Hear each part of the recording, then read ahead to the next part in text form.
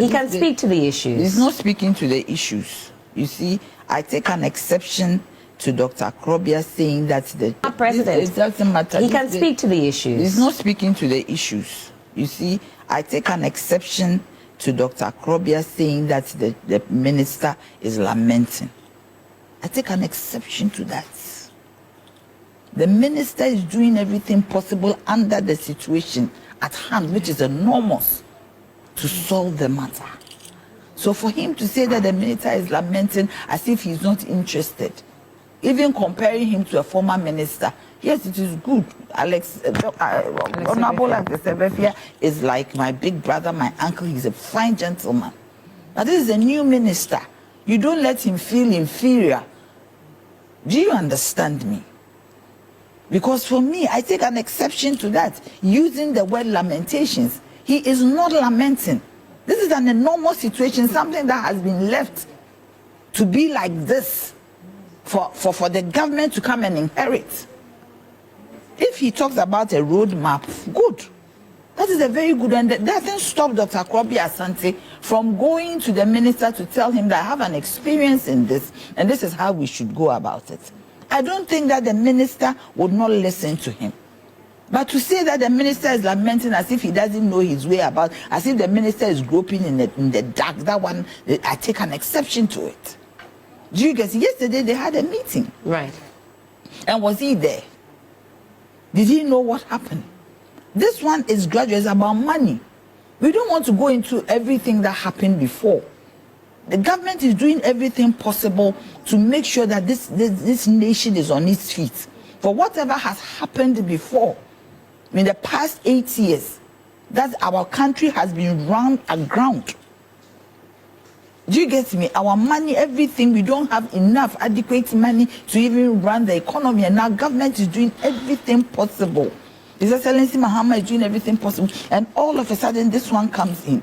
Certainly, this kind of a shock will certainly to take time for you to make sure. So I thought he would, instead of attacking the minister, he should rather appeal to the nurses. Because I said before, if government owes you money, it is not lost. Eventually, he said the collective bargaining agreement, it is a 2-year, it has a 2-year expiry date. That's right. Fine. So when did this start? And who was supposed to implement it and they didn't implement? That it is getting to the expiry date. Do you get me? So 9 months ago, going backwards, for what did Dr. Krobia Asante tell the MPP? He, as somebody who has been there before, has a lot of experience, has institutional memory. What did he tell them? Why didn't he advise them that this one has an expiry date, so start paying? And now you are attacking the minister. That one, we will not take it. If that did happen on the back end, we don't know if he, yes, but right now, he could go to the minister and say that, Mr. Minister, I've done this before. I did this before with your predecessor in the government. This is how I solved the problem. And so how do I help? He can even be used as some resource person, as some mediator, for them to reach a partner. In negotiations. But if you listen to him, he says that, I mean, he's just looking at implementation. He says the negotiations have been done, and I think that's what the GN... So if there is a stalemate, right, you have experience, instead of bashing the minister on TV, you should rather go to him and say A, B, C, D. Do you get me? You are saying that we are in a crisis proportion. The issue has reached crisis proportions. If it has reached, sorry. Thank you. Good luck. Thank you. If it has reached crisis proportions, right, then it means it's something that has to be dealt with.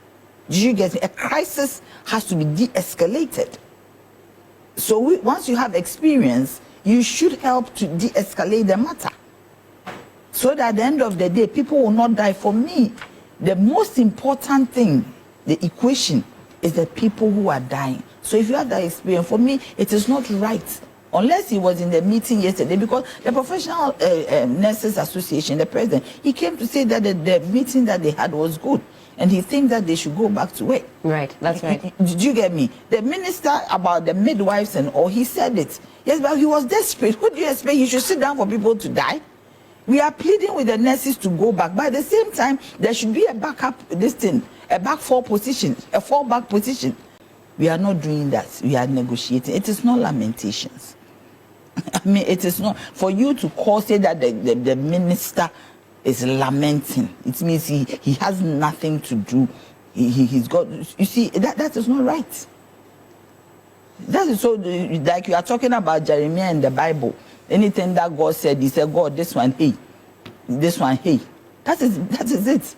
But the minister is not lamenting. He's very sober in his mind. He's very focused in his ways. He wants to ensure that this thing is settled. His Excellency John Dramani Mahama wants to ensure that this thing is settled. If you say the minister is lamenting, the minister reports to the president. So you say the president is also not doing anything. The president is utmostly concerned. And he's doing everything that he can to ensure. You think he's happy that what is happening? He's not. So if you, a citizen, a senior citizen, you also have something to say about it, you have to make an input. You can easily go to the minister.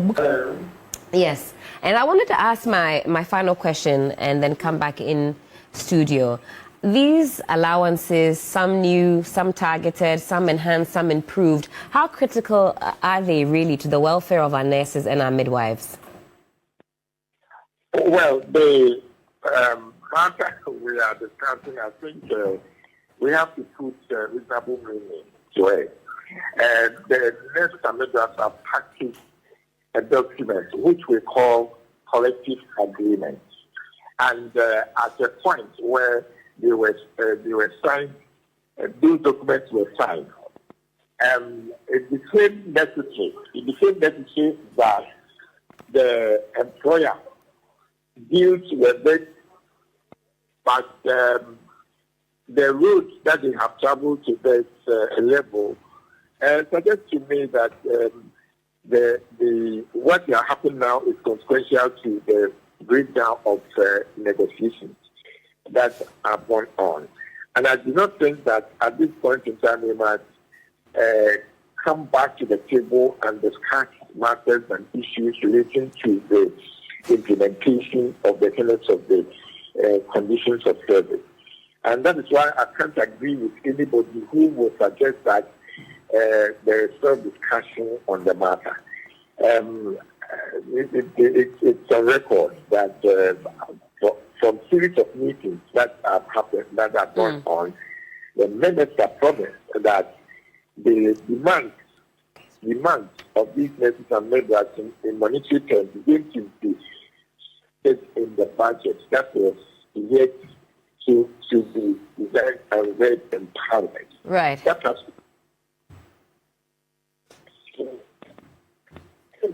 why does the cause of the confusion here now? And that is why earlier on I suggested that the minister should do the needful. And if indeed it is going to be a constraint on the budget, I should think that you can come out and meet the next halfway or 3/4 of the way. All right. But as to what is important now to deal with, what is of less importance to deal with, it's neither here nor there. That is not the matter. If we are going to have to politicize this matter, the death, the hospitals will not stop. And the conditions of patients are rather than the hospitals with health care that the conditions are really come. So that is why I said that the matter is the hands of the minister. So he must bring something meaningful to the table. Certainly, Doc. Thank you for that. For now, you stop the lamentations and the insults of the nurses by saying that the retired nurses and midwives can stand in the gap. That you know where they are. And that you know that these same retired nurses and midwives, because of the duplicity and the high-handedness of politicians, have so much impoverished these retired nurses and midwives. You're saying that they are going to be able to stand the gap and shake the pressure that is on now. Come on. All right. Doc, thank you. Thank you so much for that. Thank you. Doc, we're grateful for your time this morning. Thank you for speaking with us again. Dr. Asante Krobia, former GRNMA president.